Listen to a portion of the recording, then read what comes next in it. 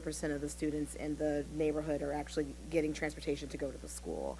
And it's not a direct correlation, but it's pretty close to the actual percentage of students in the neighborhood who are going. And so we have sort of that part of it, but then you have other situations, and we've been talking about Greenfield, that is well above their capacity, that we desperately need a different plan for them. And whether it's building on, adding an extension to that school, we've talked a great deal about the need for a bilingual middle school. These are some of the things that we must figure out. I know in the past we've talked a lot about if if students weren't being bused from the north side, would the south side schools have the enrollments that they currently have? And again, I think that's where sort of it starts to break down a little bit in terms of elementary, specifically K-5, which are largely neighborhood based, and then moving into middle school and then your high schools.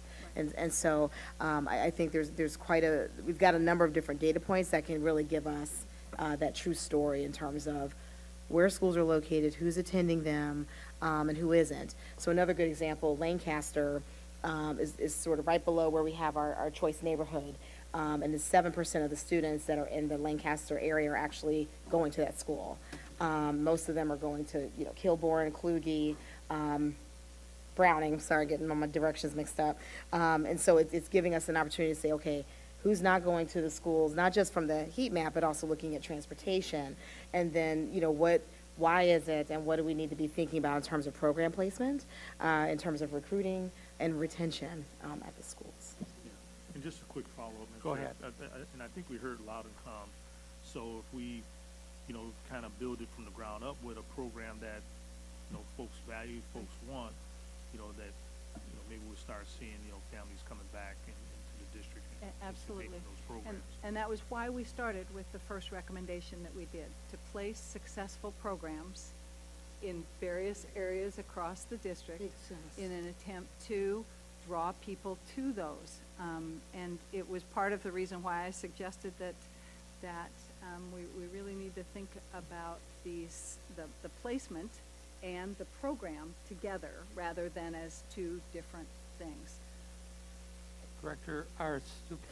You have to have the staff who can teach it. You have to have the leaders who are well versed in it. And so that's also been the other part of the conversation when you were talking about working with the offices of academics and innovation.